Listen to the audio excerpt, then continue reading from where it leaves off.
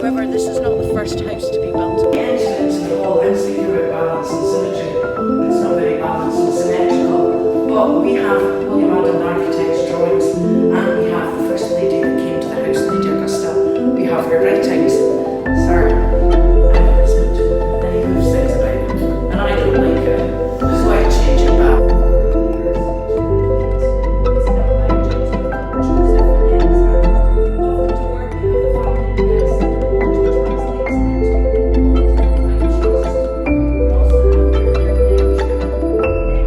Representing the sea, because the family not only owned the house, 1,500 acres of land, but they owned the Montrose Basin that you see in front of you.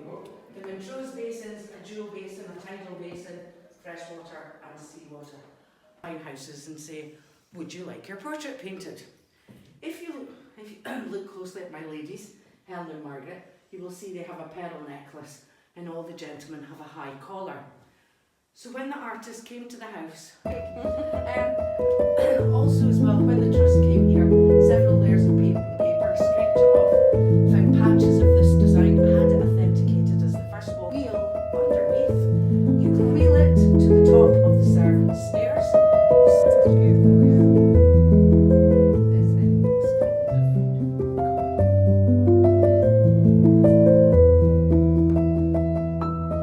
From the bottom tank all the way up and places it back in the tank at the top. You can choose to pull the cord and have a second shower, or step aside and somebody else can have your recycled water.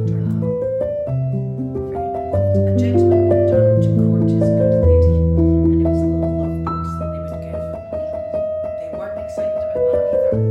What they were excited about was that her career had said, put it in the library because it's the books, and just place it there. What they were excited about was that they could find the key. No, it wasn't even that either. What they were excited about was when they placed it down there, a letter drop. We are back in the Car Chronicles today, just back from the House of Dun. Actually really good to do today. It was a bit cooler, so it was really nice to actually be walking around the house in cooler weather. But really nice place to visit, very local. It took us about 25 minutes to get there, something like that. So really local to this area, so would highly recommend a visit.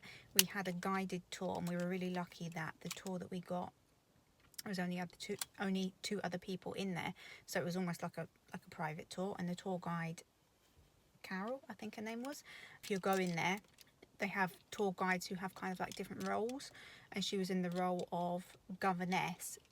Excellent tour guide, amazing. And she just made it really, really interesting.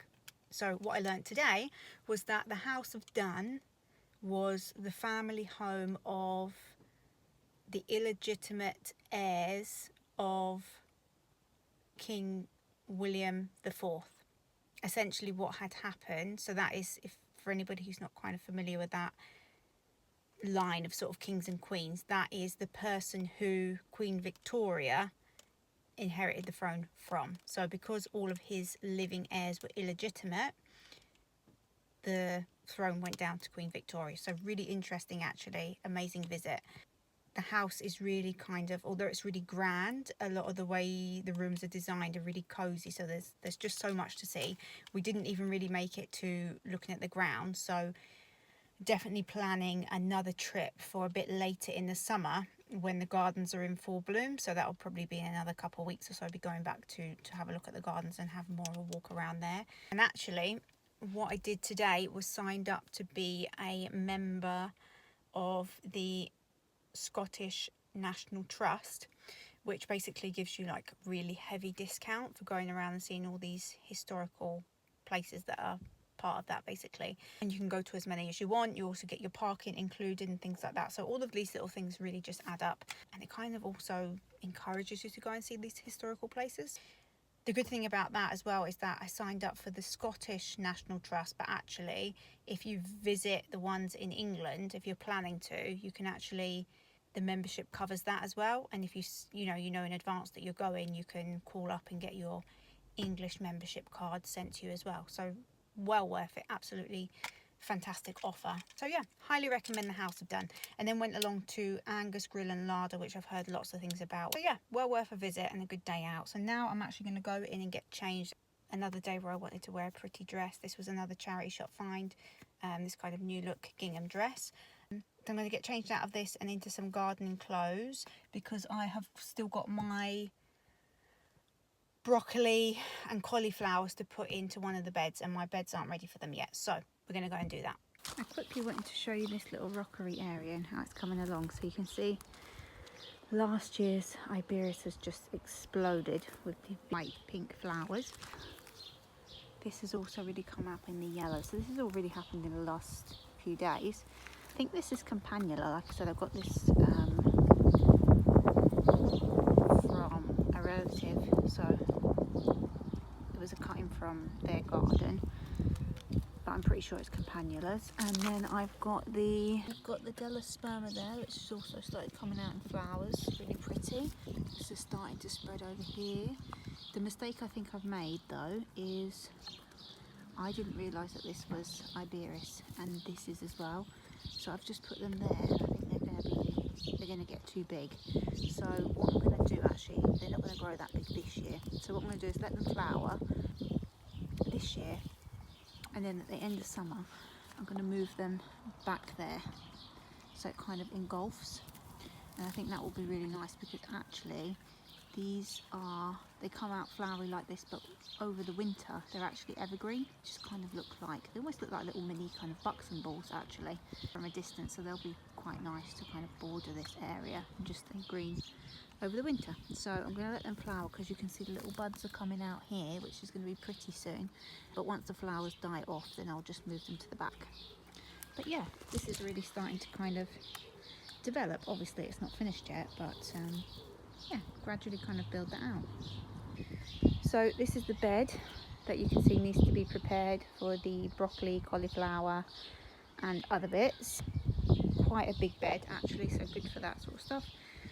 I'm going to prepare this bed now and get it ready and get the little seedlings in there. And last year I had tomatoes, courgettes, and I tried to grow beans in here, but the dog just basically kept eating the shit, so I only had tomatoes and courgette in here last year. So obviously they can't grow in the same bed again, hence why the courgette are back there. You can see what a mess this area is. Courgettes are back there, and this bed this year is going to be for tomatoes, to kind of do a little crop rotation. And these beds over here, I don't think you got to see it last year, but anyway, last year they were full of foxgloves, which were biannual, so they won't come back this year. So what I'm going to do is take all this out, and then this will actually be great space to grow peas. So you can see I've put all my bamboo shoots in there. So I'm going to prepare this bed, and then once peas are ready, they're going to grow out here, and I'll just grow some kind of support. So I'm going to grow different types of peas and beans in here, hopefully. Or actually, thinking about it, I might actually put beans in this one, beans and peas in this one, because they can grow up. And then in here I might actually put the tomatoes. I think that might be quite a good idea. And then this saves me this bed for something completely different. Also, these are some lupins that I had last year. They're just kind of starting to come up. So I've got some here. This one had some in. It's got weeds in it now, but the slugs have actually just eaten my lupin. And this one as well. But what I'm going to do with these, because that one will still be there somewhere underneath, I'll take that out and move this, and I'm going to move it into the bed up the other end of the garden where I have taken hydrangeas out of, so create a little bit of kind of another perennial patch over there. But like you can see, this area is kind of a bit of a mess, and actually from the storms and things, a few of my terracotta pots have not lasted very well. So I think this thing here, I'm just going to break this up and use it as drainage for pots that don't have holes in it and things like that. But I'll get to that later on in the year. But look at that. This is my cherry tree pot. You can see my little cherry tree in there. But the poor thing has been battered. Never mind. Again, I'll use these little bits that have fell off for drainage in other pots. But time to kind of start de-weeding this area. So this is the before, and then I'll show you the after. And there we go. So you can see all these kind of stalks and things that were left over from the tomatoes. I've just broken them down, they'll compost themselves. And then I've got my brassicas placed out. You can see I'm trying to put them out I'm trying to spread them out a bit, but at the same time I don't have enough cloches to try and protect them. I know from last year's experience that brassicas get absolutely annihilated if you don't cover them over. I think even these wire cloches are not going to be very good until they get a bit stronger. So I didn't have enough, so you can see I've used these old NutriBullet cups from my broken NutriBullets just for the time being until I can get some more in. So yeah, so we've got 1, 2, 3, 4, 5, 6, 7, 8 plants, 9 plants in here, and then I've still got all of this space over here that I can use for something else. I don't know what yet. I'm going to have a little look through my seeds and see what else I can still sow. I'm thinking maybe radishes or something like that might be able to grow in here. I'm going to look at what makes companion plants. I know these guys can all grow together, and I did the same. I checked that they could all grow together, and then I think tomorrow I'm just going to generally tidy this area up just so it's a nicer kind of place to be, and then I'm going to start planning for this area along here. So you can see I left a big space here because originally the plan was to put boxes all across here like I did along there, but actually, because it's going to be a long time before I actually get a proper greenhouse, I'm thinking of putting sort of like a mini solution here. Move these trellises out the way, of course, and then I'll probably put a box and then a smaller kind of greenhouse here with rooms that the doors can open. So that's the plan. I don't think that will happen until probably end of summer, so I won't get to use it this year. Next, and you can see these glass panes behind here. The original plan was to make sort of like a small type of greenhouse, but I don't know if that's going to work out with what's there. We're going to have a look and see, so perhaps it might be ready, but yeah, it's not looking promising at the moment. So basically what in the end I'm going to do with these glass panes is make cold frames, which I'm hoping for future growing seasons will be big enough so that I can kind of put them on top of the bed. There's obviously lots of sort of ready to buy solutions, but this is all kind of recycled glass, and I might as well make use of that. And I think having the glass top will make a big difference basically than these kind of wire ones, and just help protect the seedlings while they're really, really young. So that's the plan for all of this kind of mess over here. The trellis I don't actually have a plan for at the moment.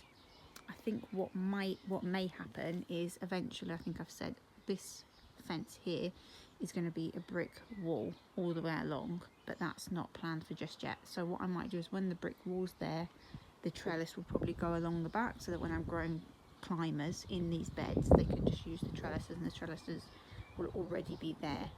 And then I can have some other things growing in pots along the trellises as well. So that's the long-term plan, but the trellis is just sitting there for the moment, doing nothing, just waiting for its turn. So that's the plan for all of this mess. But what I'm going to do is I'm going to tidy this area and start to kind of measure out what size. So when I've got a greenhouse type thing here, I'm going to measure out the one that I'm looking at, and then measure out 2 boxes that can fit either side, because this side of the summer I can definitely try and get 2 more boxes in, make use of them. And I'm thinking that there'll probably be herbs in there might even be some flowers, and of course at times they're going to rotate. So I just think another box here, sort of even just that size up to there where my finger is, and another one here probably up to where the end of the trellis is, and that leaves all that space for like a greenhouse. I think that will be fine, and then like I said, this will get replaced eventually when the time comes.